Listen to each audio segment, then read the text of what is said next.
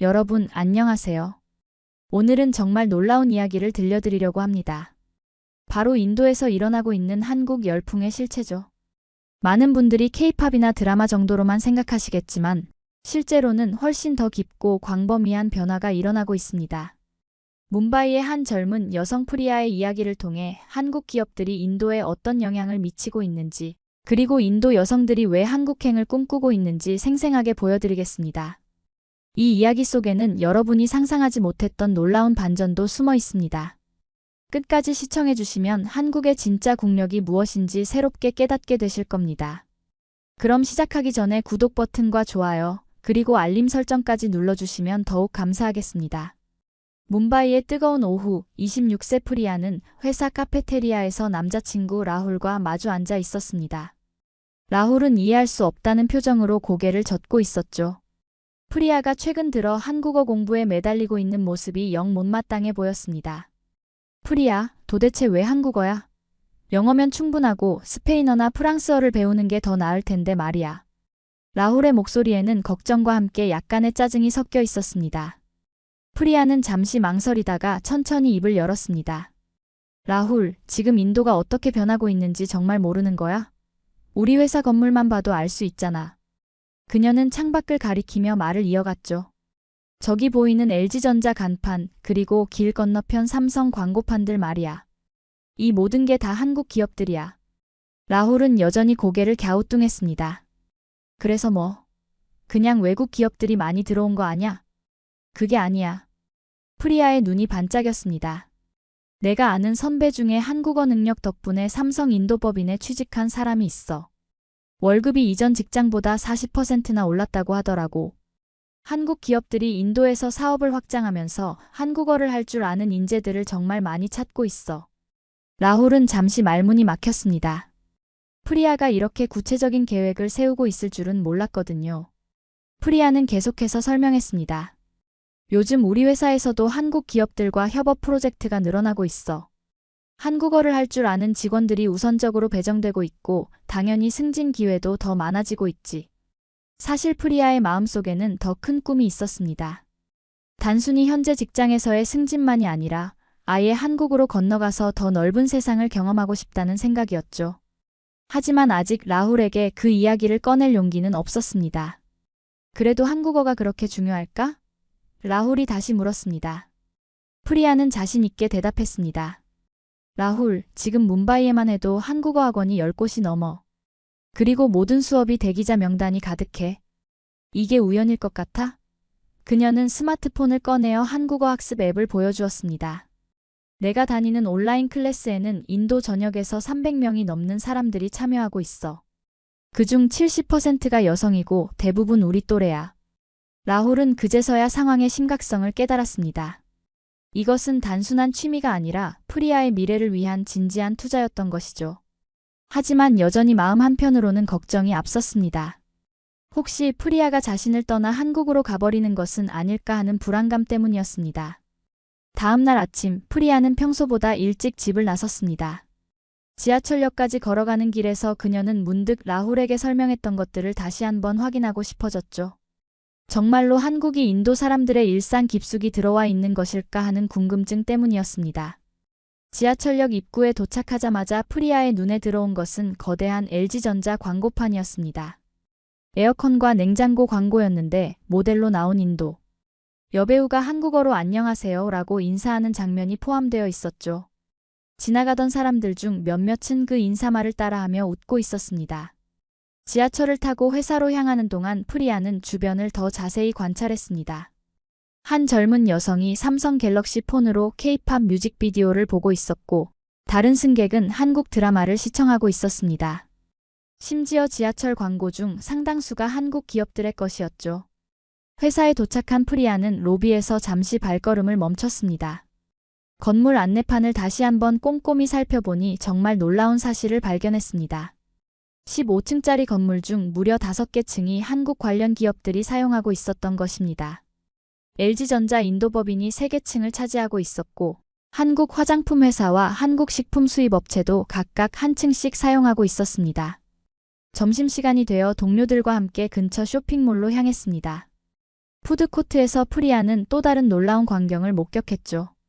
한국 음식 코너 앞에 긴 줄이 서 있었고 대부분이 인도 젊은이들이었습니다. 불고기 버거와 김치볶음밥, 그리고 각종 라면 요리들이 인기 메뉴였습니다. 와, 정말 신기하네요. 동료 아니타가 감탄했습니다. 작년만 해도 이런 한국 음식점이 거의 없었는데 말이에요. 프리아는 고개를 끄덕이며 대답했습니다. 맞아요. 그런데 음식만이 아니에요. 저기 화장품 가게도 보세요. 그녀가 가리킨 곳에는 한국 화장품 전문점이 있었고 20대 여성들로 가득했습니다. 비비크림부터 시작해서 각종 스킨케어 제품들이 진열되어 있었죠. 쇼핑을 마치고 회사로 돌아가는 길에 프리아는 길거리 서점에 들렀습니다. 외국어 학습서 코너에서 그녀는 깜짝 놀랐습니다. 한국어 교재가 영어나 중국어 교재만큼이나 많이 진열되어 있었고 상당수가 품절 상태였던 것입니다. 요즘 한국어 책이 정말 잘 나가요. 서점 직원이 프리아에게 말했습니다. 특히 젊은 여성 고객들이 많이 찾으세요.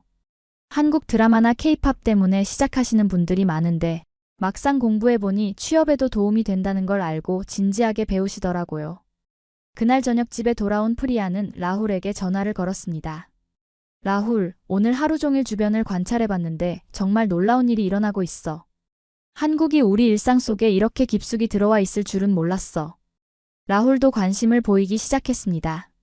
정말? 어떤 것들을 봤는데? 프리아는 하루 동안 본 것들을 차근차근 설명했습니다. 광고판부터 음식점, 화장품 가게, 심지어 서점의 교재까지 모든 것이 한국과 연결되어 있었다고 말이죠. 이제 정말 확신해. 한국어 공부는 선택이 아니라 필수가 될 거야. 주말이 되어 프리아는 대학 동창 순이아와 만나기로 했습니다. 순이아는 프리아와 같은 전공을 했지만 졸업 후 다른 길을 걸어왔죠. 하지만 최근 들어 순이아에게 큰 변화가 생겼다는 소식을 들었습니다. 카페에서 만난 순이아의 모습은 이전과 많이 달랐습니다. 예전에 소극적이고 내성적이던 모습은 온데간데 없고 자신감 넘치는 모습으로 변해 있었죠. 테이블 위에는 한국어 교재와 노트북이 펼쳐져 있었습니다. 순이아, 정말 달라 보여. 무슨 일이 있었어? 프리아가 물었습니다. 순이아는 밝은 표정으로 대답했습니다. 프리아, 나 한국 유학 준비하고 있어. 내년 3월에 서울대학교 경영학 석사과정에 입학할 예정이야. 프리아는 깜짝 놀랐습니다. 정말? 갑자기 한국으로? 왜 하필 한국이야? 갑자기가 아니야. 사실 6개월 전부터 준비해왔어. 순이아는 노트북 화면을 프리아에게 보여주었습니다. 여기 봐. 삼성 인도법인에서 내부 여직원 비율을 높이기 위한 프로그램들이 얼마나 많은지 알아? 화면에는 삼성의 여성 리더십 프로그램 안내가 떠 있었습니다. 유연근무제, 육아휴직 보장, 그리고 여성 관리자 양성 프로그램까지 상세히 설명되어 있었죠. 그리고 이것도 봐. 순이아가 다른 화면을 열었습니다. LG전자도 마찬가지야. 인도 현지 여성 직원들을 대상으로 한 교육 프로그램이 정말 체계적으로 구성되어 있어. 한국 본사 연수 기회도 정기적으로 제공하고 있고, 프리아는 점점 더 놀라웠습니다. 그런데 왜 굳이 한국까지 가서 공부해야 해? 여기서도 할 수 있는 일들 아니야? 순이아는 잠시 생각에 잠겼다가 진지한 표정으로 대답했습니다. 프리아, 솔직히 말할게. 나는 인도에서 태어나서 지금까지 여성이라는 이유로 수없이 많은 제약을 받아왔어. 능력보다는 성별이 먼저 고려되는 경우가 너무 많았지. 하지만 한국 기업들은 달라. 실력만 있으면 성별에 관계없이 기회를 주더라고. 순이아는 자신의 경험담을 들려주기 시작했습니다. 내가 현재 다니는 회사에서 삼성과 협업 프로젝트를 진행한 적이 있어. 그때 만난 한국 매니저들은 정말 달랐어. 내 의견을 진지하게 들어주고 실제로 프로젝트에 반영하기도 했고, 성과에 대한 평가도 공정했어. 그래서 한국으로 가기로 결심한 거야? 프리아가 물었습니다. 그것만이 아니야. 순이아는 스마트폰을 꺼내어 인스타그램을 열었습니다. 여기 봐. 내가 팔로우하는 한국 유학생들 계정이야. 인도 여성들이 한국에서 공부하고 일하는 모습들을 보면 정말 자유롭고 당당해 보여. 화면에는 한국 대학교에서 공부하는 인도 여학생들의 사진들이 가득했습니다. 도서관에서 열심히 공부하는 모습, 한국 친구들과 함께 어울리는 모습, 그리고 인턴십을 하며 성장하는 모습들이었죠. 이 친구는 작년에 한국으로 간 우리 선배야. 순이야가 한 사진을 가리켰습니다. 지금 삼성전자에서 인턴으로 일하고 있는데 정말 행복해 보이지 않아? 자신의 능력을 마음껏 발휘할 수 있는 환경에서 일하고 있어. 프리야는 점점 더 호기심이 생겼습니다. 한국 생활이 정말 그렇게 좋아? 물론 어려움도 있을 거야. 언어 문제도 있고 문화 차이도 있을 테니까. 하지만 그런 어려움을 감수하고라도 도전해볼 만한 가치가 있다고 생각해. 순이야의 목소리에는 확신이 담겨 있었습니다. 두 사람은 그날 오후 내내 한국에 대한 이야기를 나누었습니다. 순이야의 열정적인 모습을 보며 프리야도 서서히 마음이 움직이기 시작했습니다. 월요일 아침 프리야는 회사에서 놀라운 소식을 들었습니다. 회사 차원에서 안드라프라데시 주에 있는 LG전자 3시티 공장 견학 프로그램을 진행한다는 것이었죠. 더욱 놀라운 것은 직원 가족들도 함께 참여할 수 있다는 점이었습니다. 정말요? 가족들도 함께 갈 수 있다고 했나요? 프리야가 인사팀 매니저에게 다시 한번 확인했습니다. 네, 맞습니다. LG전자 측에서 현지 지역사회와의 관계 개선 차원에서 이런 프로그램을 정기적으로 진행하고 있다고 하더군요. 직원 가족들이 실제 생산 현장을 보고 한국 기업의 경영 철학을 이해할 수 있는 좋은 기회라고 생각합니다. 프리야는 즉시 라훌에게 전화를 걸었습니다. 라훌, 우리 회사에서 LG 공장 견학을 간대. 너도 함께 갈 수 있어. 어떻게 생각해? 라훌은 잠시 망설이다가 대답했습니다. 글쎄, 공장 견학이라. 재미있을까? 라훌, 이건 단순한 견학이 아니야. LG 3시티 공장은 600만 달러 규모로 건설된 거대한 시설이야. 그리고 주변 지역에 수천 명의 일자리를 만들어냈어. 직접 보면 정말 놀랄 거야. 결국 라훌도 참여하기로 했습니다. 일주일 후 프리야와 라훌은 회사 동료들과 함께 전용 버스를 타고 3시티로 향했습니다. 3시간 정도의 여행 끝에 도착한 공장의 규모는 정말 상상을 초월했습니다. 공장 입구에서 이들을 맞이한 것은 한국인 공장장과 인도인 부공장장이었습니다. 한국인 공장장은 유창한 영어로 인사했고 인도인 부공장장은 놀랍게도 한국어로 간단한 인사를 건넸습니다. 여러분을 환영합니다. 저는 이 공장에서 15년째 근무하고 있는 라젠드라입니다. 한국어로 인사드리자면 안녕하세요. 부공장장의 한국어 인사에 견학객들은 박수를 쳤습니다. 공장 내부로 들어가니 첨단 자동화 시스템이 눈길을 끌었습니다. 로봇들이 정교하게 부품들을 조립하고 있었고 인도 직원들이 한국인 기술자들과 협력하여 품질 관리를 하고 있었습니다. 이 공장에서는 하루에 몇 대의 제품을 생산하나요? 라훌이 질문했습니다. 냉장고 기준으로 하루 약 1000대를 생산합니다. 그리고 이 모든 제품이 인도 전역과 주변 남아시아 국가들로 수출되고 있습니다. 한국인 공장장이 설명했습니다. 견학이 진행되면서 라훌은 점점 더 놀라게 되었습니다. 공장에서 일하는 인도인 직원들의 모습이 생각보다 훨씬 전문적이고 자부심이 넘쳐 보였기 때문이었죠. 여기서 일하고 싶어요. 한 젊은 인도인 직원이 라훌에게 말했습니다. 한국 기업은 직원 복지가 정말 좋아요. 의료보험, 자녀 교육비 지원, 그리고 정기적인 한국 본사 연수 기회까지 주거든요. 프리야는 여직원들과 대화할 기회를 가졌습니다. 한국 기업에서 일하는 게 어떠세요? 정말 좋아요. 특히 여성 직원들에 대한 대우가 다른 회사들과 확실히 달라요. 한 여직원이 대답했습니다. 출산 휴가나 육아휴직 보장은 물론이고 여성 관리자로 승진할 기회도 공평하게 주어져요. 제 상사도 여성이거든요. 견학을 마치고 돌아오는 길에 라훌은 프리야에게 말했습니다.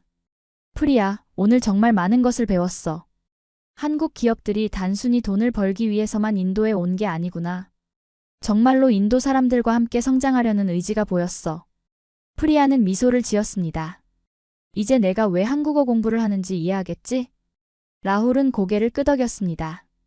응, 이제 정말 이해해. 그런데 프리야, 혹시 너도 저런 곳에서 일하고 싶어? 프리야는 잠시 망설이다가 대답했습니다.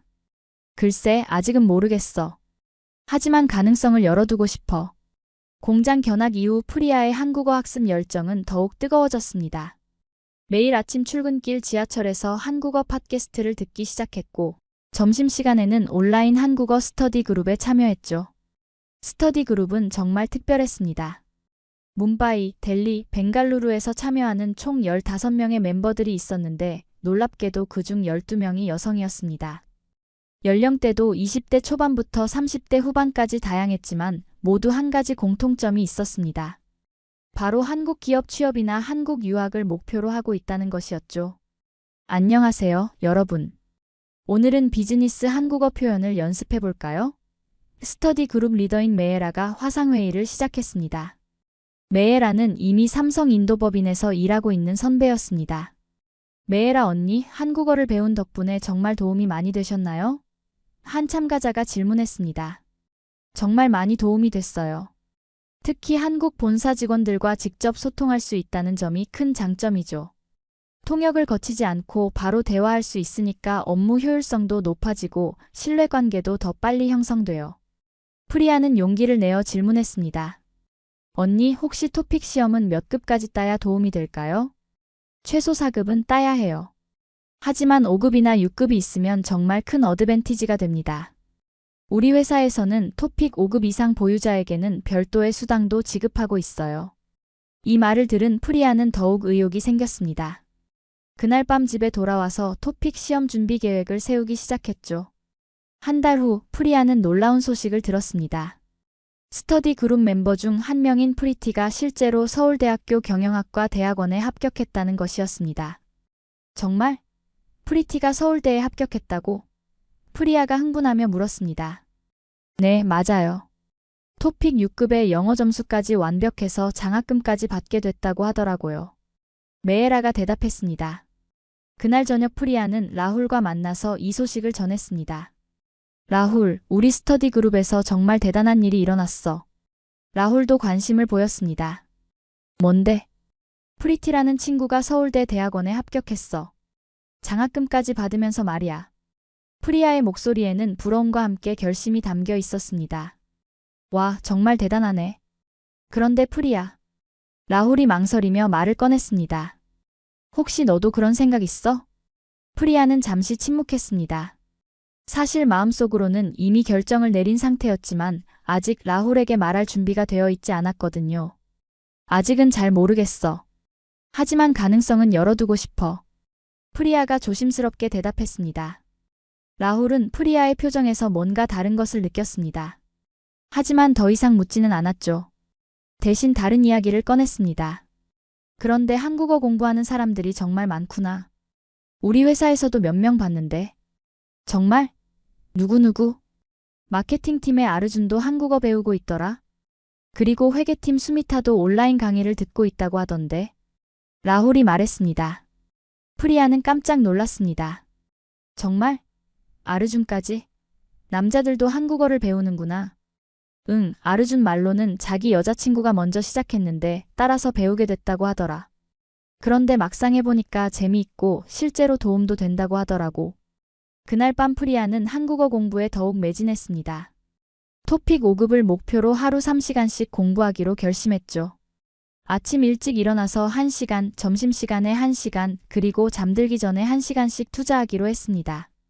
2달 후 프리아의 한국어 실력은 눈에 띄게 향상되었습니다.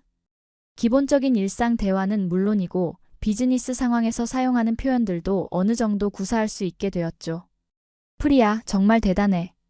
한국어가 많이 늘었네. 스터디 그룹에서 메에라가 칭찬했습니다. 고마워요, 언니. 그런데 아직 갈 길이 멀어요. 프리아가 겸손하게 대답했습니다. 이 정도 실력이면 토픽 4급은 충분히 받을 수 있을 거야. 한번 시험에 도전해보는 게 어때? 메에라가 제안했습니다. 프리아는 고민했습니다. 토픽 시험을 본다는 것은 단순한 실력 측정 이상의 의미가 있었거든요. 정말로 한국과 관련된 길로 나아갈 것인지를 결정하는 중요한 첫걸음이었으니까요. 좋아요. 도전해볼게요. 프리아가 결심했습니다. 그 순간 프리아는 자신도 모르게 운명의 갈림길에 서 있다는 것을 느꼈습니다. 한국어는 이제 단순한 취미가 아니라 그녀의 미래를 바꿀 수 있는 열쇠가 되어 있었던 것이죠. 토픽 시험을 준비하던 중 프리아는 인도 내 한국 기업들의 현황에 대해 더 자세히 알고 싶어졌습니다. 단순히 언어를 배우는 것이 아니라 실제로 이 기업들이 인도 경제와 사회에 어떤 영향을 미치고 있는지 구체적으로 파악하고 싶었거든요. 프리아는 회사 도서관에서 관련 자료들을 찾아보기 시작했습니다. 그리고 발견한 수치들은 정말 놀라웠습니다. 한국과 인도 간의 무역 규모가 작년 기준으로 278억 달러에 달한다는 것이었습니다. 이는 전년 대비 15% 증가한 수치였죠. 더욱 놀라운 것은 이 증가세가 계속 이어지고 있다는 점이었습니다. 라훌, 이 수치 좀 봐. 프리아가 자료를 보여주며 말했습니다. 한국과 인도 간 무역량이 이렇게 크다니 정말 상상도 못했어. 라훌도 놀란 표정을 지었습니다. 278억 달러라고? 정말 엄청난 규모네. 프리아는 계속해서 자료를 읽어나갔습니다. 그리고 이것 봐. 삼성만 해도 지난 25년간 인도에 총 75억 달러를 투자했다고 하네. 현재 인도 전역에 5개의 제조 공장을 운영하고 있고 7만 명이 넘는 직원을 고용하고 있어. 7만 명이라고? 정말? 응, 그리고 LG전자도 마찬가지야. 우리가 견학했던 스리시티 공장 외에도 푸네와 첸나이에 추가 공장을 건설하고 있어. 총 투자 규모가 6억 달러래. 라훌은 잠시 생각에 잠겼습니다. 그럼 정말 많은 일자리가 생기겠네. 맞아. 그런데 더 중요한 건 이런 기업들이 단순히 제조업체로만 머물지 않는다는 거야. 프리아가 다른 페이지를 넘기며 말했습니다. 여기 봐. 삼성은 인도에 세계 최대 규모의 모바일 제조 공장을 건설했어. 그리고 이 공장에서 생산된 제품들이 인도 내수는 물론 전 세계로 수출되고 있다고 해. 이때 프리아는 정말 충격적인 사실을 발견했습니다. 한국어 학습자 수에 관한 통계였죠. 라훌, 이거 정말 믿어지지 않아. 프리아의 목소리가 떨렸습니다. 뭔데? 2022년 기준으로 인도 내 한국어 학습자가 전년 대비 50% 증가했다는 거야. 그리고 현재 정규 한국어 과정을 수강하는 학생 수만 2,300명이 넘는다고 하네. 라훌은 깜짝 놀랐습니다. 2,300명? 정말? 응, 그리고 이건 정규 과정만 집계한 거야. 온라인 강의나 독학으로 공부하는 사람들까지 포함하면 훨씬 더 많을 거야. 프리아는 계속해서 놀라운 사실들을 발견했습니다. 현대자동차도 첸나이에 대규모 공장을 운영하고 있었고, 한국 화장품 브랜드들도 인도 시장에서 급속히 성장하고 있었습니다. 그리고 이것도 봐. 한국 정부에서 인도 학생들을 대상으로 하는 장학금 프로그램도 대폭 확대했다고 하네. 작년에만 500명의 인도 학생들이 한국 정부 장학금을 받고 한국 대학에 진학했어. 라훌은 이제 완전히 이해했습니다. 아, 그래서 너희 스터디 그룹 친구도 서울대에 갈 수 있었던 거구나. 맞아. 그리고 이런 프로그램들이 앞으로 더 확대될 예정이래. 한국 정부에서 2025년까지 인도 학생 유치 목표를 현재의 2배로 늘리겠다고 발표했거든. 프리아는 자료를 정리하면서 깊은 생각에 빠졌습니다. 이 모든 수치들이 단순한 숫자가 아니라 실제로 수많은 사람들의 삶을 바꾸고 있는 현실이라는 것을 깨달았거든요. 라훌, 나 이제 확신해. 이건 단순한 유행이나 일시적인 현상이 아니야. 정말로 인도와 한국 사이에 깊고 지속적인 관계가 형성되고 있는 거야. 라훌도 고개를 끄덕였습니다. 맞아, 이 정도 규모면 정말 무시할 수 없는 변화네. 그날 밤 프리아는 수집한 자료들을 다시 한번 꼼꼼히 검토했습니다. 그리고 한 가지 확실한 결론에 도달했죠. 한국어 공부는 선택이 아니라 필수였고, 더 나아가 한국과 관련된 더 큰 꿈을 꿔볼 때가 되었다는 것이었습니다. 모든 자료를 검토한 후 프리아는 며칠간 깊은 고민에 빠졌습니다. 수치와 통계로만 봤을 때는 분명 한국과 관련된 기회들이 넘쳐나고 있었지만 정작 자신의 인생을 걸고 그 길을 선택하기에는 여전히 망설여졌거든요. 그러던 어느 날 저녁, 프리아는 부모님과 함께 저녁 식사를 하고 있었습니다. 아버지가 갑자기 흥미로운 이야기를 꺼냈죠. 프리아, 오늘 사무실에서 정말 신기한 일이 있었어. 아버지가 말했습니다.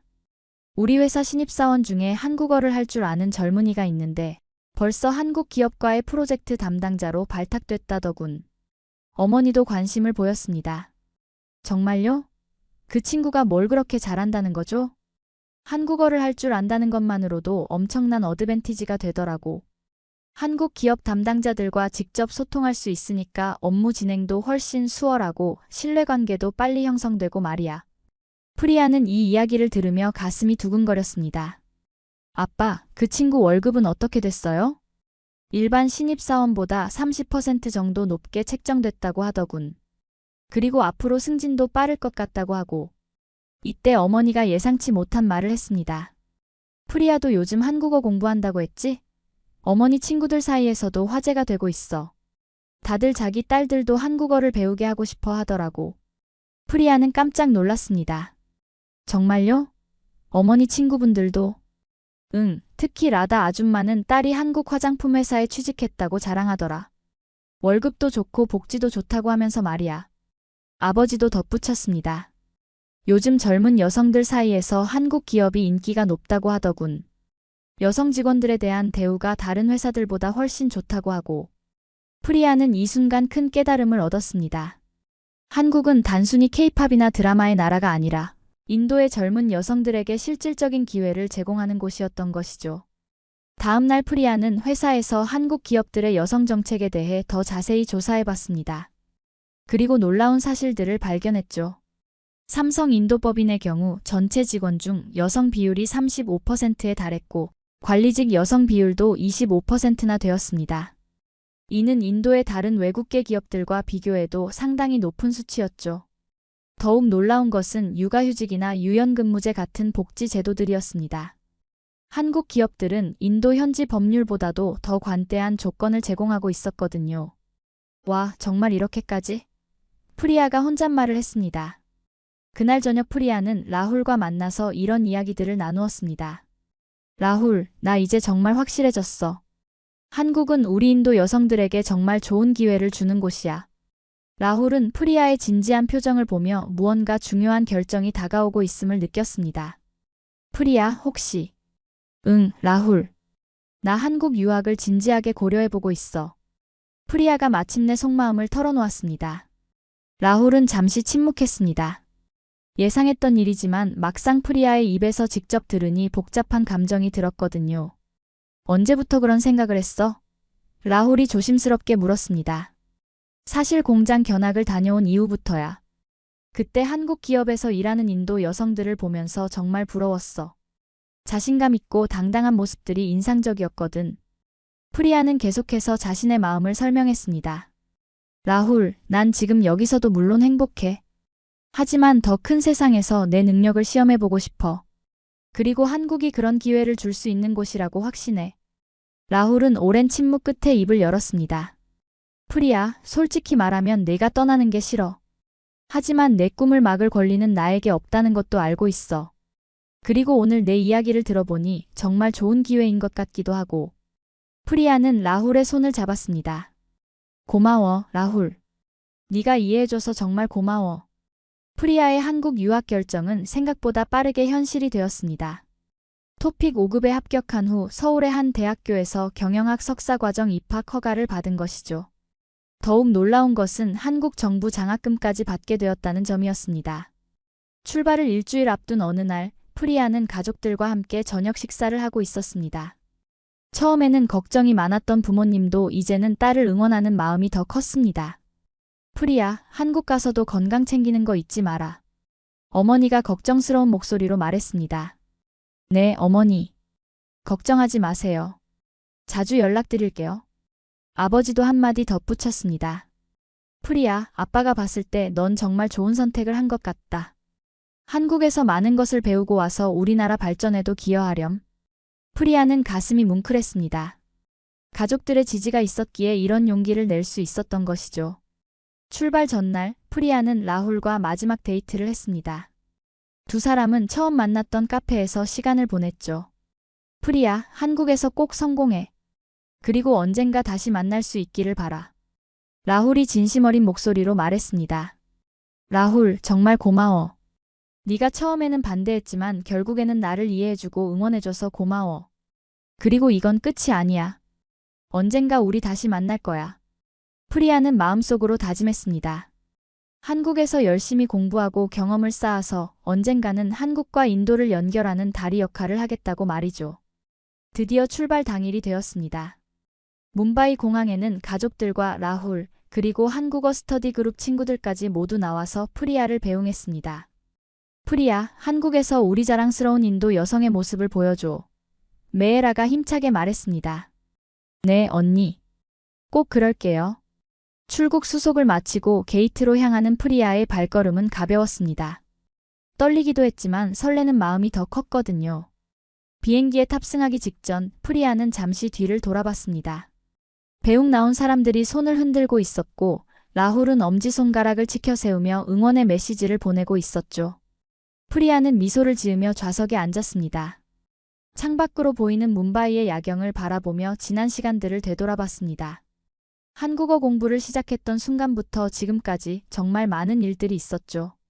비행기가 이륙하자 프리아는 가방에서 한국어 교재를 꺼냈습니다. 한국에 도착하기 전까지 조금이라도 더 공부하고 싶었거든요. 그때 옆자리에 앉은 인도 여성이 말을 걸었습니다. 한국어 공부하시는군요. 저도 한국으로 유학 가는 길이에요. 정말요? 저도 서울대학교로 가요. 저는 연세대학교요. 정말 신기한 우연이네요.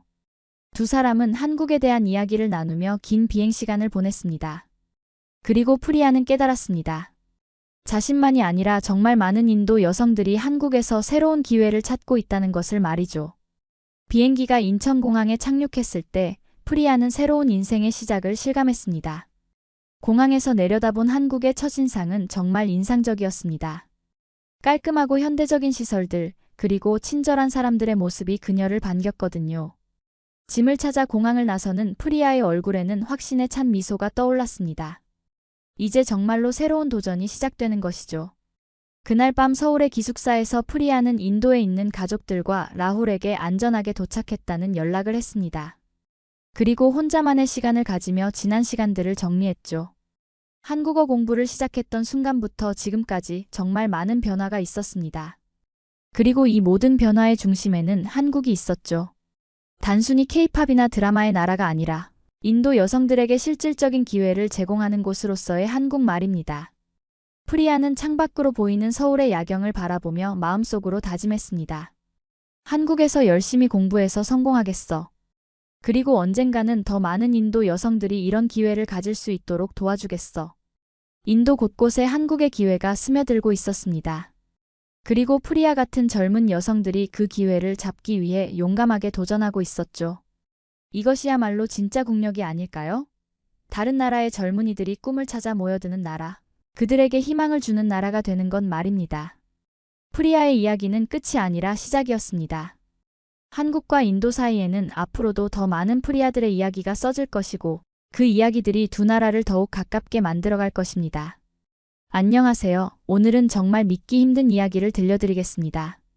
소련 붕괴 이후에도 군인의 자존심과 냉전 시대의 가치관을 고수하던 한 러시아 장군이 있었습니다.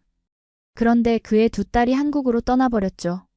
조국을 배신했다며 분노하던 그는 결국 딸들의 행방을 직접 확인하겠다며 한국을 찾았습니다. 그리고 그곳에서 상상도 못했던 진실과 마주하게 됩니다. K-팝과 한국 드라마에 빠져 조국을 떠난 줄 알았던 딸들이 한국에서 어떤 삶을 살고 있었는지, 그리고 이 완고한 러시아 장군의 마음을 녹인 결정적 순간은 무엇이었을까요? 러시아와 한국, 서로 다른 두 세계 사이에서 펼쳐진 이 가족의 감동적인 이야기 지금 시작합니다. 오늘도 여러분의 마음을 따뜻하게 해줄 이 해외 감동 사연 끝까지 함께 해주세요. 그리고 이런 감동적인 이야기를 더 많은 분들과 나눌 수 있도록 구독과 좋아요, 알림 설정도 부탁드립니다. 그럼 본격적인 이야기 시작하겠습니다. 저는 러시아 상트페테르부르크에 살고 있는 세르게이 이바노비치입니다. 소련 시절 육군 장성으로 30년 넘게 복무했죠. 제 인생은 항상 명확했습니다. 조국을 위해 살고 필요하다면 죽을 준비가 되어 있었습니다. 그게 제가 알던 세상의 전부였어요. 제 두 딸 나타샤와 올가도 그런 가치관 속에서 자랐죠. 두 딸은 어릴 때부터 뛰어난 재능을 보였습니다. 나타샤는 언어에 탁월했고 올가는 의학에 관심이 많았어요. 소련이 무너지고 새로운 러시아가 된 이후에도 저는 여전히 옛 가치관을 고수했습니다. 세상은 변했지만 제 마음속에는 여전히 소련 군인의 정신이 살아있었죠. 두 딸에게도 그런 자부심과 애국심을 심어주려 노력했습니다. 하지만 세상은 빠르게 변하고 있었어요. 인터넷이 발달하면서 두 딸은 세계 각국의 문화를 접하기 시작했죠. 처음에는 별 문제가 없어 보였습니다. 그저 젊은이들의 호기심이라고 생각했어요. 하지만 어느 날 나타샤와 올가가 저에게 한국 유학을 가고 싶다고 말했을 때 저는 정말 큰 충격을 받았습니다. 무슨 소리냐? 왜 하필 한국이지? 그런 작은 나라에 뭐가 있다고? 저는 분노했어요. 한국에 대해 아는 것이라곤 6.25 전쟁과 분단된 나라라는 사실뿐이었죠. 두 딸은 K-팝과 한국 드라마에 관심이 생겼다고 했습니다. 처음엔 단순한 취미였는데 점점 한국어를 배우고 한국 문화에 깊이 빠져들었다고 하더군요. 아빠, 한국은 정말 대단한 나라예요. 전쟁의 폐허에서 일어나 이제는 세계적인 문화 강국이 되었어요. 나타샤의 말이었죠. 올가도 한국의 의료기술은 세계 최고 수준이에요. 저도 그곳에서 공부하고 싶어요. 라고 말했습니다. 하지만 제 귀에는 그저 변명으로만 들렸어요. 제가 평생 지켜온 가치와 너무 다른 세계로 딸들이 떠나려는 것이 용납되지 않았습니다. 결국 큰 다툼 끝에 두 딸은 제 뜻을 거스르고 한국행을 택했죠. 그날 이후로 저는 딸들과 연락을 끊었습니다. 가문의 명예를 더럽혔다고 생각했어요. 가끔 아내가 딸들의 소식을 전해주려 해도 듣지 않았습니다. 제 마음속에는 이미 두 딸이 없었어요. 그렇게 3년의 시간이 흘렀습니다. 제 삶은 고요했지만 가슴 한구석은 항상 텅 비어 있었죠. 아내는 점점 말수가 줄어들었고 집안의 웃음소리도 사라졌습니다. 저는 그저 그것이 나이 들매 자연스러운 과정이라고 생각했어요. 하지만 사실은 제가 스스로 만든 고독이었습니다. 어느 날 같은 군대 출신의 친구 블라디미르가 제 집을 찾아왔습니다. 우리는 소련 시절부터 함께 복무했던 전우였죠. 한 잔의 보드카를 앞에 두고 이런저런 이야기를 나누던 중 블라디미르가 뜻밖의 말을 꺼냈어요. 세르게이, 자네 딸들 소식 들었나? 한국에서 대단한 성공을 거뒀다더군. 그 말에 저는 잠시 숨이 멎는 듯 했습니다. 3년 동안 입에 올리지 않았던 딸들의 이야기였어요. 무슨 소리인지 모르겠군. 내 딸들 이야기는 하지 말게. 저는 단호하게 말했죠. 하지만 블라디미르는 멈추지 않았습니다. 세르게이, 난 자네가 너무 고집스럽다고 생각해. 세상은 변했어. 우리가 알던 소련은 이제 없어. 자네 딸들이 선택한 길이 틀렸다고 어떻게 확신하지? 그날 밤 저는 뜬 눈으로 밤을 새웠습니다. 블라디미르의 말이 계속 머릿속을 맴돌았어요. 내 딸들이 정말 성공했다고? 도대체 한국에서 뭘 하고 있는 거지? 궁금증이 점점 커졌습니다. 다음 날 처음으로 아내에게 딸들의 소식을 물었죠. 마리나, 딸들은 어떻게 지내고 있지? 아내의 눈에 눈물이 고였습니다. 당신이 드디어 물어보는군요. 딸들은 잘 지내고 있어요. 나타샤는 국제 미디어 회사에서 일하고 있고 올가는 서울의 유명 병원에서 일하고 있대요. 두 딸 모두 한국인 약혼자가 생겼어요. 저는 그 말을 듣고 큰 충격을 받았습니다. 약혼자라고? 내 허락도 없이? 분노와 함께 또 다른 감정이 솟아올랐어요. 바로 걱정이었습니다. 딸들이 어떤 남자들과 약혼했는지, 그들이 제 딸들을 잘 대해주는지, 혹시 이상한 단체에 빠진 건 아닌지. 갑자기 많은 의문이 생겼어요. 그리고 무엇보다 아버지로서 딸들의 결혼식에 참석하지 못한다는 생각에 가슴이 아팠습니다. 며칠 동안 고민한 끝에 저는 결심했습니다. 직접 한국에 가서 딸들을 만나보기로 했어요. 아내는 놀라워하며 기뻐했습니다. 정말이에요? 드디어 딸들을 만나러 가는 거예요? 저는 고개를 끄덕였습니다. 그래, 내가 직접 가서 확인해야겠어. 딸들이 어떤 선택을 했는지, 그리고 그 선택이 정말 옳은 것인지. 여권 신청부터 비행기 티켓 예약까지 모든 준비를 마쳤습니다. 한국에 대한 정보도 찾아보았죠. 하지만 인터넷에서 보는 화려한 서울의 모습들이 실제인지 의심스러웠어요. 과연 저런 나라가 맞을까? 옛날에 배웠던 것과는 너무 다른데. 의심과 기대가 교차하는 마음으로 저는 딸들에게 연락했습니다. 3년 만에 연락이었어요. 아빠? 전화기 너머로 들려온 나타샤의 목소리는 놀라움으로 가득했습니다. 네, 나야. 제 목소리는 평소보다 훨씬 부드러웠어요. 갑자기 가슴이 뭉클해졌습니다. 나 한국에 가려고 해. 너희들을 만나고 싶어. 잠시 침묵이 흘렀고 곧 나타샤의 흐느끼는 소리가 들렸습니다. 정말요? 아빠가 정말 오시는 거예요? 올가에게도 알려야 해요. 아빠, 너무 보고 싶었어요. 그 순간 제가 얼마나 어리석었는지 깨달았습니다. 3년이라는 시간을 제 고집 때문에 낭비했다는 사실이 너무 아팠어요. 그렇게 서울행 비행기에 몸을 실었습니다. 10시간이 넘는 비행 동안 수많은 생각이 머릿속을 스쳐 지나갔죠. 한국은 어떤 나라일까? 딸들은 어떻게 변해 있을까? 그들의 약혼자들은 어떤 사람들일까? 인천국제공항에 도착했을 때 첫인상은 충격이었습니다. 모든 것이 깨끗하고 질서정연했어요. 공항 직원들은 친절했고 모든 시스템이 완벽하게 작동했습니다. 이런 나라가 전쟁의 폐허에서 일어난 곳이라니. 믿기 힘들었죠. 그리고 제 이름을 부르는 목소리가 들렸습니다. 아빠. 나타샤와 올가가 달려와 저를 꽉 안았습니다. 딸들의 모습은 3년 전과 많이 달라져 있었어요. 두 딸 모두 자신감 넘치고 건강해 보였습니다. 나타샤의 말투는 더 단호해졌고 올가의 눈빛은 더 선명해졌죠. 아빠, 정말 오셨네요. 꿈만 같아요.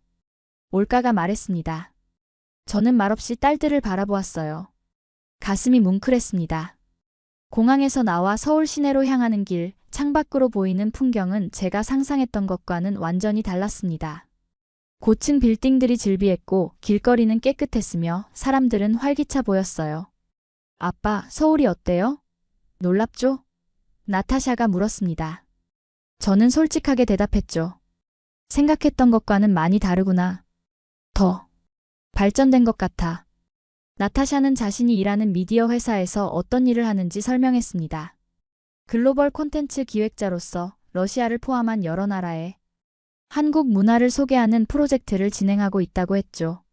올가는 국제의료관광을 담당하는 코디네이터로 러시아와 중앙아시아 환자들을 한국으로 유치하는 일을 하고 있었습니다. 두 딸 모두 자신의 일에 자부심을 가지고 있었어요. 첫날 저녁, 우리는 한국 전통 한정식을 먹었습니다. 수십 가지의 작은 반찬들과 함께 나온 식사는 제가 러시아에서 상상했던 것보다 훨씬 정교하고 맛있었어요. 한국 음식 어떠세요, 아빠? 올가가 물었습니다. 솔직히 말하면 맛있구나. 러시아 음식과는 완전히 다르지만 맛있어. 저는 솔직하게 대답했죠. 다음 날 나타샤는 저를 자신이 일하는 회사로 데려갔습니다. 강남 한복판에 위치한 고층 빌딩이었죠. 회사 내부는 현대적이고 세련된 분위기였어요. 직원들은 다양한 국적의 사람들이었고 모두 활기차게 일하고 있었습니다. 나타샤의 상사인 김 이사는 저를 반갑게 맞아주었어요. 세르게이 씨, 정말 반갑습니다. 나타샤는 우리 회사의 보물 같은 존재예요. 러시아어뿐만 아니라 영어, 한국어에도 능통해서 글로벌 프로젝트에 큰 힘이 되고 있습니다. 그 말을 들으니 가슴이 뿌듯했습니다. 제 딸이 이국 땅에서 인정받고 있다는 사실이 자랑스러웠어요. 나타샤는 자신이 진행 중인 프로젝트를 보여주었습니다. 러시아 청소년들에게 한국 문화를 소개하는 온라인 플랫폼이었죠. 아빠, 이건 제가 가장 애착을 가지고 있는 프로젝트예요. 러시아와 한국 두 나라가 서로를 더 잘 이해하길 바라는 마음으로 시작했어요. 그 순간 제 마음속에 묘한 감정이 일었습니다. 3년 전 딸들이 한국 문화에 관심을 보였을 때 보인 제 반응이 얼마나 편협했는지 깨달았어요. 나타샤는 단순히 유행을 쫓아 한국에 온 것이 아니라 자신만의 비전을 가지고 의미 있는 일을 하고 있었습니다. 점심시간 나타샤의 회사 동료들과 함께 식사를 했습니다. 그들은 러시아에 대해 많은 관심을 보였고 저에게 여러 질문을 했어요. 제가 전직 군인이라는 사실을 알고는 더욱 호기심 어린 눈빛으로 질문을 이어갔습니다. 러시아의 군사 교육 시스템은 어떤가요? 소련 시절과 지금의 러시아는 어떻게 다른가요? 이런 질문들에 답하면서 저는 한국인들이 생각보다 러시아에 대해 많은 관심을 가지고 있다는 사실을 알게 되었어요. 오후에는 올가가 일하는 병원으로 향했습니다. 강남의 유명 성형외과였죠. 병원 내부는 마치 고급 호텔 같았어요. 올가는 국제 환자 상담실에서 일하고 있었습니다. 그녀가 러시아어로 환자와 상담하는 모습을 보니 정말 전문가처럼 보였어요. 상담이 끝난 후 올가는 저를 병원장에게 소개했습니다. 아버지, 이분이 우리 병원의 박 원장님이세요. 세계적인 성형외과 의사이시죠. 박 원장은 저와 악수하며 반갑게 인사했습니다. 세르게이 씨, 반갑습니다. 올가는 우리 병원에서 없어서는 안 될 인재입니다. 러시아 환자들이 한국 의료를 신뢰하게 된 데는 올가의 공이 큽니다.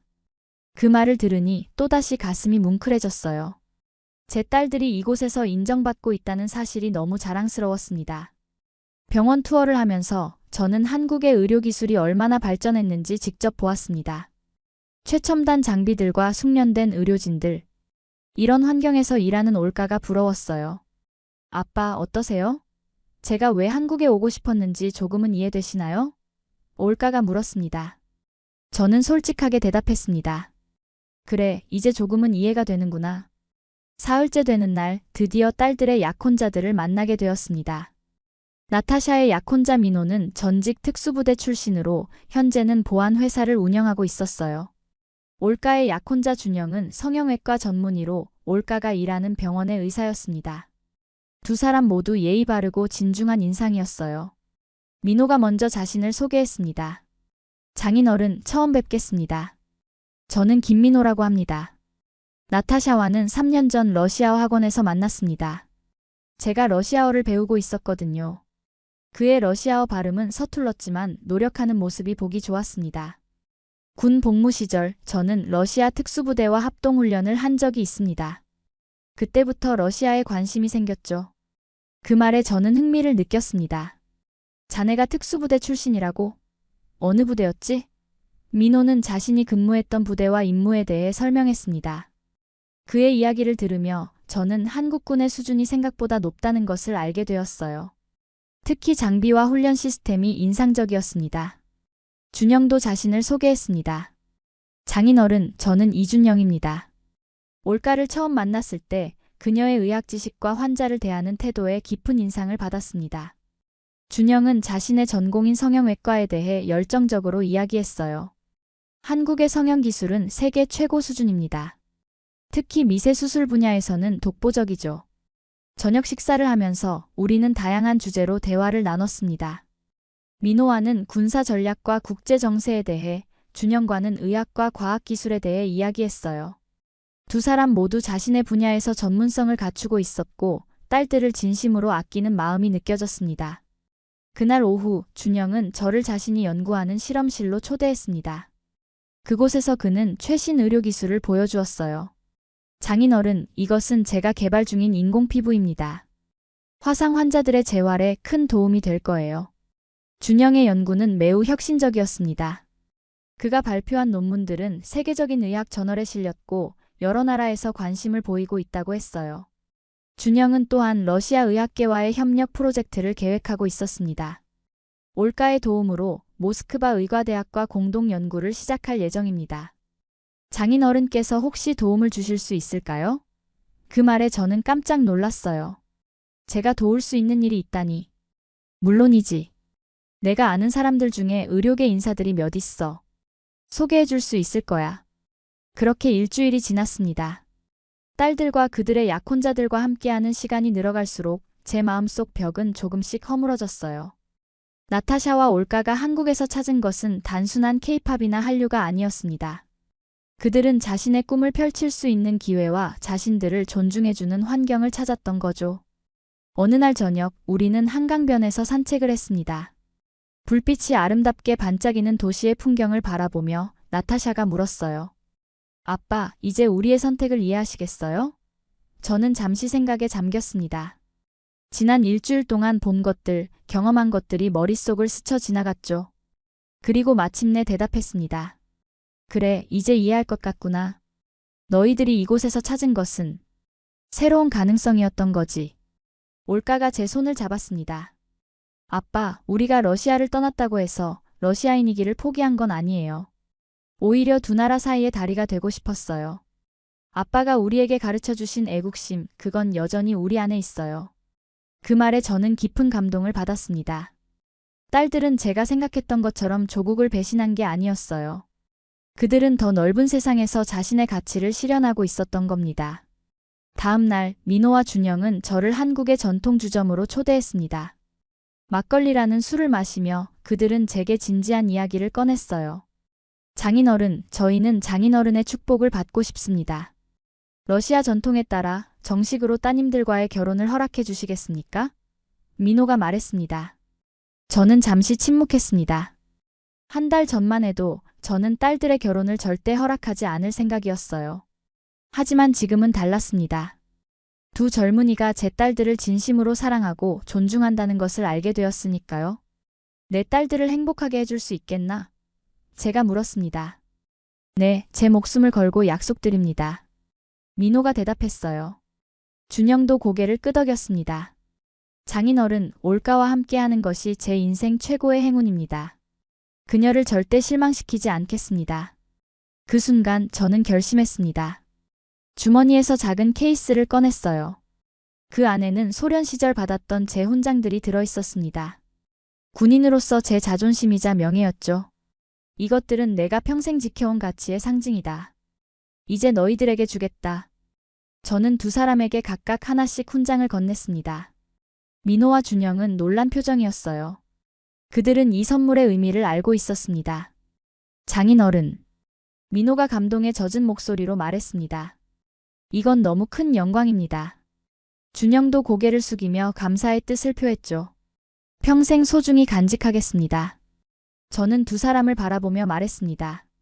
나는 이제 소련의 군인이 아니라 한국의 사위들을 둔 아버지다. 내 딸들을 부탁한다. 그렇게 말하는 제 눈에서 눈물이 흘러내렸습니다. 평생 눈물을 보인 적 없던 제가 이국 땅에서 두 젊은이 앞에 마음의 벽을 허물었어요.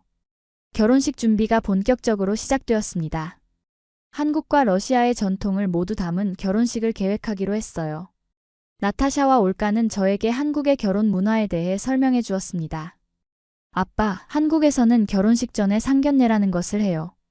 양가 부모님들이 만나서 인사를 나누는 자리죠.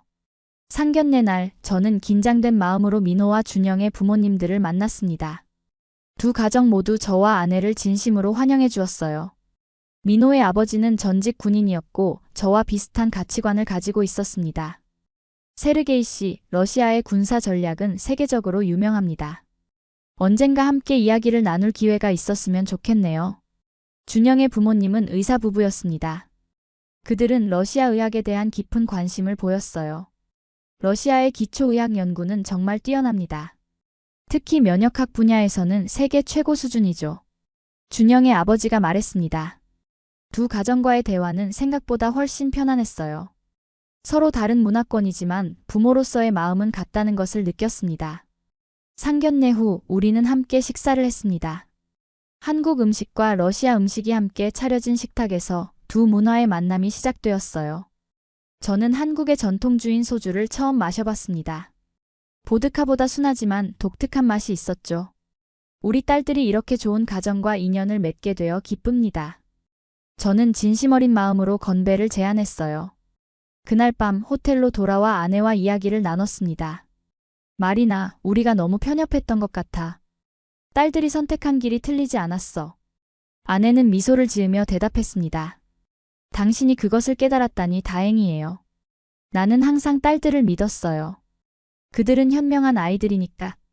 결혼식 전날 민호는 저를 특별한 장소로 데려갔습니다. 바로 한국전쟁 기념관이었어요. 장인어른께 꼭 보여드리고 싶은 곳이 있습니다. 민호가 말했습니다. 기념관 내부에는 한국전쟁의 역사가 상세히 전시되어 있었죠. 그 중에서도 소련의 참전에 관한 섹션이 있었습니다. 장인어른, 한국인들은 러시아를 포함한 많은 나라들의 도움으로 이 전쟁을 견뎌냈다는 사실을 잊지 않고 있습니다. 민호의 말에 저는 깊은 감동을 받았어요. 한국과 러시아의 역사적 연결고리를 이렇게 가까이서 볼 수 있다니. 갑자기 두 나라 사이의 거리가 가깝게 느껴졌습니다. 기념관을 나오면서 민호가 말했습니다. 저는 나타샤를 통해 러시아 문화를 배우고 있습니다. 언젠가 장인어른의 고향도 방문하고 싶어요.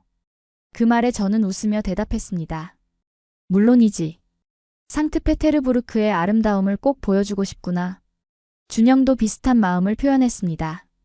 장인어른, 러시아의 의학 연구기관들을 방문할 기회가 있다면 정말 좋겠습니다. 특히 모스크바 의과대학은 꼭 가보고 싶어요. 저는 기꺼이 도움을 주겠다고 약속했습니다. 이제 저는 단순히 두 딸의 아버지가 아니라 두 문화를 잇는 다리가 되고 있었어요. 결혼식 당일 저는 일생일대의 중요한 순간을 맞이했습니다.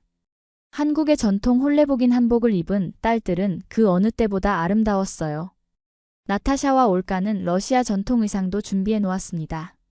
두 문화가 하나로 어우러지는 아름다운 순간이었죠. 제가 두 딸의 손을 잡고 결혼식장으로 입장했을 때 가슴이 벅차 올랐습니다. 러시아와 한국 두 나라의 하객들이 함께 모인 자리였어요. 블라디미르를 비롯한 러시아 친구들도 몇몇 참석했습니다. 그들은 제 딸들의 모습을 보고 놀라워했어요. 세르게이, 자네 딸들이 정말 행복해 보이는구먼. 자네가 옳은 결정을 했어. 결혼식은 한국과 러시아의 전통이 조화롭게 섞인 특별한 행사였습니다. 러시아 전통 춤과 한국의 사물놀이 공연이 이어졌고 두 나라의 음식이 함께 제공되었어요. 축하 연설 순서가 되었을 때 저는 떨리는 마음으로 단상에 올랐습니다. 오늘 제 두 딸이 새로운 가정을 이루는 것을 지켜보게 되어 너무 기쁩니다. 저는 러시아어로 말하기 시작했고 통역사가 한국어로 번역했어요. 3년 전 딸들이 한국행을 선택했을 때 저는 그것을 이해하지 못했습니다. 하지만 이제 알게 되었어요. 그들은 더 넓은 세상을 보고 싶었던 거였습니다. 저는 잠시 숨을 고르고 계속했습니다. 한국에 와서 보낸 이 시간 동안 저는 많은 것을 배웠습니다. 다른 문화를 존중하는 법, 편견을 버리는 법, 그리고 무엇보다 제 딸들을 진정으로 신뢰하는 법을요. 객석에서는 감동의 박수가 터져나왔습니다. 민호와 준영, 두 사람에게 말하고 싶습니다. 저는 두 사위를 바라보았어요. 내 딸들을 부탁합니다. 그들은 내 인생의 가장 소중한 보물입니다. 그리고 이제는 여러분의 가족이기도 하죠. 두 사람은 진지한 표정으로 고개를 끄덕였습니다. 마지막으로 저는 준비해온 말을 한국어로 천천히 읽었습니다. 안녕하세요. 저는 이 가족의 아버지입니다. 자랑스럽습니다. 서툰 발음이었지만 그 진심은 모두에게 전해졌어요. 객석에서는 뜨거운 박수와 함께 감동의 눈물이 흘러내렸습니다. 결혼식이 끝난 후 민호의 아버지가 저에게 다가왔습니다. 세르게이 씨, 오늘 연설 정말 감동적이었습니다. 우리 아들이 당신 같은 장인을 두게 되어 자랑스럽습니다. 그는 제 손을 꼭 잡았어요. 이제 우리는 한 가족입니다. 국적은 달라도 가족의 마음은 하나니까요. 그날 밤 호텔방에 돌아온 저는 창밖으로 보이는 서울의 야경을 바라보았습니다. 3년 전에는 상상조차 할 수 없었던 일들이 현실이 되었어요. 제 딸들은 이제 새로운 가정을 이루었고 저는 한국이라는 나라와 깊은 인연을 맺게 되었습니다. 모든 것이 꿈만 같았죠. 상트페테르부르크로 돌아온 후 저는 완전히 다른 사람이 되었습니다. 친구들과 만날 때마다 한국에서의 경험을 이야기했어요. 블라디미르, 자네가 옳았어. 세상은 변했고 나는 그것을 받아들이지 못했었지. 하지만 이제는 달라. 블라디미르는 미소를 지으며 말했습니다. 자네가 그렇게 말할 줄 알았네. 한국은 어땠나? 정말 사람들이 말하는 것처럼 발전한 나라인가? 저는 열정적으로 대답했어요. 상상 이상이야. 기술, 문화, 교육. 모든 면에서 놀라웠어. 특히 사람들의 예의와 근면함이 인상적이었지. 저는 군 출신 친구들에게도 한국의 군사력에 대해 이야기했습니다. 그들의 장비와 훈련 시스템은 세계 최고 수준이야. 특히 전자전 분야에서는 우리도 배울 점이 많아. 친구들은 처음에는 의심스러워했지만 제가 보여준 사진과 영상을 보고 놀라워했어요. 아내 마리나는 제 변화를 가장 크게 체감하는 사람이었습니다. 당신이 이렇게 바뀔 줄은 몰랐어요. 이제 매일 딸들과 영상통화를 하다니. 저는 웃으며 대답했죠. 사람은 변하는 법이지. 특히 자신의 편견이 얼마나 잘못되었는지 깨달았을 때는 더욱 그렇지. 한국 방문 이후 저는 러시아와 한국 사이의 교류에 적극적으로 참여하기 시작했습니다. 상트페테르부르크에 있는 한국문화원을 방문하여 한국어 강좌에 등록했어요. 70대의 나이에 새로운 언어를 배우는 것은 쉽지 않았지만 딸들과 더 깊이 소통하고 싶은 마음이 저를 이끌었습니다. 한국문화원의 이 원장은 제 이야기에 큰 관심을 보였습니다. 세르게이 씨의 경험은 정말 감동적입니다. 혹시 러시아 학생들에게 한국에 대한 경험담을 들려주실 수 있을까요? 그렇게 저는 한국문화원에서 정기적으로 강연을 하게 되었어요. 러시아 장군이 바라본 한국이라는 주제로 제 경험과 깨달음을 나누었습니다. 강연은 예상 외로 인기가 있었습니다. 특히 젊은 학생들이 많이 찾아왔어요. 저도 한국에 가보고 싶어요. 어떻게 하면 될까요? 한국의 대학에 지원하려면 어떤 준비가 필요한가요? 이런 질문들에 저는 딸들의 경험을 바탕으로 조언해 주었습니다. 1년 후 나타샤와 민호가 아이를 가졌다는 소식을 들었습니다. 고지어 올가와 준영도 같은 소식을 전해왔어요. 저는 곧 할아버지가 된다는 사실에 가슴이 벅차올랐습니다. 마리나, 우리가 곧 손주를 보게 될 거야. 러시아와 한국의 피가 섞인 아이들. 아내는 기쁨의 눈물을 흘렸죠. 우리 딸들이 행복하다니 그것만으로도 충분해요. 나타샤의 출산이 가까워지자 저와 아내는 다시 한국을 방문했습니다. 이번에는 처음과는 달리 설렘과 기대감으로 가득했어요. 서울공항에 도착했을 때 그곳은 이미 친숙한 풍경이 되어 있었습니다. 여보, 이제 여기가 우리의 두 번째 고향 같네요. 아내가 말했어요. 저는 고개를 끄덕였습니다. 그래, 이제 우리 가족은 두 나라의 뿌리를 내렸어. 손주들이 태어나고 저의 삶은 더욱 풍요로워졌습니다. 나타샤의 아들 미하일과 올가의 딸 소피아, 두 아이는 러시아와 한국의 문화를 모두 배우며 자라고 있었어요. 1년에 2번 저와 아내는 한국을 방문했고 딸들 가족도 러시아에 왔습니다. 미하일이 3살이 되었을 때 그는 이미 러시아어와 한국어를 모두 할 수 있었어요. 할아버지 사랑해요. 미하일의 러시아어는 약간 서툴렀지만 그 진심은 분명히 전해졌습니다. 소피아도 마찬가지였죠. 두 아이는 두 문화의 가교 역할을 하며 자라고 있었습니다. 어느 날 미하일이 제게 물었습니다. 할아버지, 왜 러시아와 한국은 멀리 있어요? 저는 잠시 생각한 후 대답했어요. 지도상으로는 멀리 있지만 우리 마음속에서는 아주 가까이 있단다. 네가 바로 그 증거잖니? 아이는 해맑게 웃으며 고개를 끄덕였습니다. 세월이 흐르면서 저는 점점 더 많은 시간을 한국에서 보내게 되었습니다. 한국의 경로 문화가 저를 편안하게 했어요. 나이 든 사람을 존중하는 태도, 그것은 러시아의 전통과도 닮아 있었습니다. 민호의 부모님과 저는 자주 만나 이야기를 나눴죠. 세르게이 씨, 우리 손주들이 두 문화를 모두 이해하며 자라는 모습이 정말 자랑스럽습니다. 준영의 부모님도 마찬가지였습니다. 의사부부였던 그들은 저와 아내에게 한국의 전통의학을 소개해 주었어요. 한국의 한의학과 러시아의 현대의학을 접목하면 더 좋은 치료법이 나올 수 있을 거예요. 이런 대화들이 저에게 새로운 시각을 열어주었습니다. 74세 생일을 맞이한 날, 딸들과 사위들은 특별한 선물을 준비했습니다. 바로 러시아와 한국의 역사적 관계를 담은 책이었어요. 아빠, 이 책은 두 나라의 역사학자들이 공동으로 집필했어요. 아빠의 이야기도 한 챕터를 차지하고 있죠. 나타샤가 말했습니다. 책을 펼쳐보니 국경을 넘은 가족 러시아 장군과 한국 사위들의 이야기라는 제목의 챕터가 있었습니다. 저의 경험과 변화의 과정이 상세히 기록되어 있었어요. 이건 정말 감동적이구나. 저는 말을 잇지 못했습니다. 제 인생이 이렇게 의미 있는 이야기가 될 줄은 몰랐어요. 민호가 말했습니다. 장인어른의 이야기는 많은 사람들에게 영감을 주고 있습니다. 편견을 버리고 새로운 문화를 받아들이는 용기, 그것이 바로 이 시대에 필요한 가치라고 생각해요. 준영도 동의했죠. 두 나라 사이의 교류가 더욱 활발해지고 있습니다. 장인어른의 경험이 그 토대가 되었다고 해도 과언이 아니에요. 이제 저는 압니다. 진정한 애국심이란 자신의 나라만을 사랑하는 것이 아니라 다른 문화와 나라도 존중하고 이해하는 것이라는 사실을요. 제 딸들이 한국에서 사람답게 살아가고 있다면 그것이야말로 제가 바랐던 진정한 승리입니다. 오늘도 저는 서울과 상트페테르부르크를 오가며 살고 있습니다. 두 도시 모두 이제는 제 마음의 고향이 되었어요. 때로는 한국에서 러시아를 그리워하고 때로는 러시아에서 한국이 생각납니다. 하지만 그것은 더 이상 괴로움이 아닌 풍요로움입니다. 국경을 넘은 사랑, 그 앞에서 우리는 모두 같은 가족입니다. 제 인생의 마지막 장에서 저는 이 소중한 진리를 깨달았습니다. 그리고 이 이야기가 여러분에게도 작은 영감이 되길 바랍니다. 세계를 바꾸는 건 정치도, 무기도 아닌 가족과 이해라는 걸 알게 되었습니다. 감사합니다.